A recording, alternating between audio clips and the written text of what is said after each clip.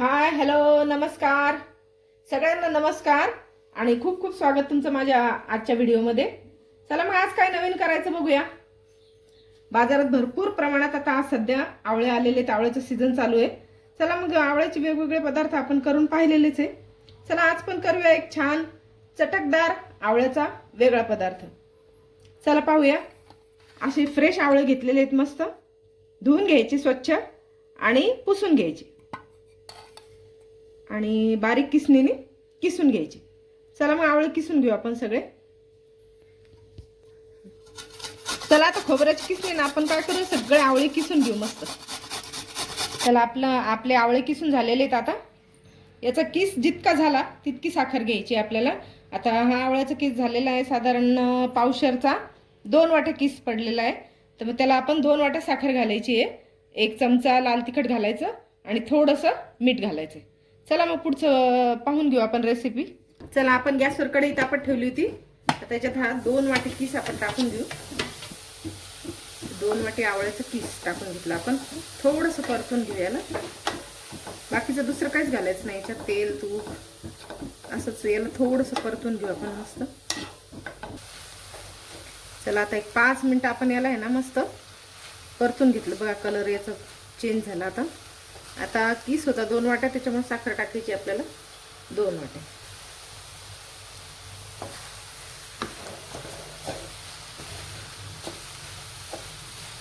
तुरट आंबट तिखट असे छान चव येते याला।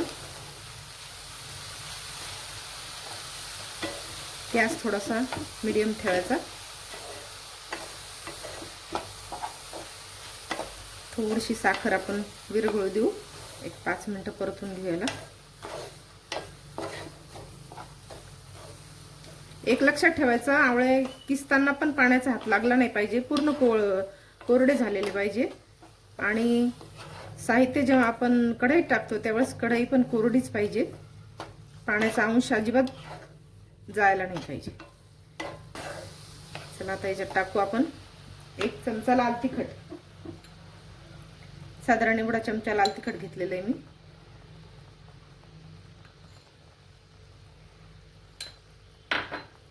त्याच चमच्यानं फक्त एक अर्धा चमचा मीठ घालायचं।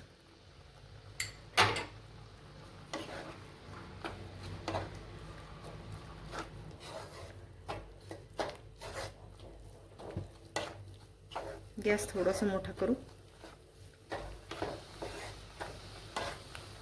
एक 5 मिनिटं याच्यावर झाकण ठेवू आपण आता आणि मस्त याला थोडं शिजवून घेऊ।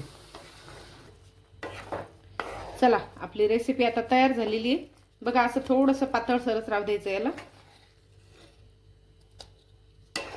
तर आपलं तयार झालेलं आहे, चला काढून घेऊ आता।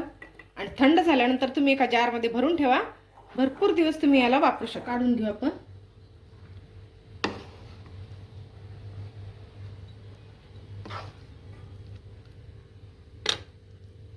आता याला रात्रभर थंड होऊ द्यायचं आणि नंतर एका जारमध्ये तुम्ही भरून ठेवू शकता।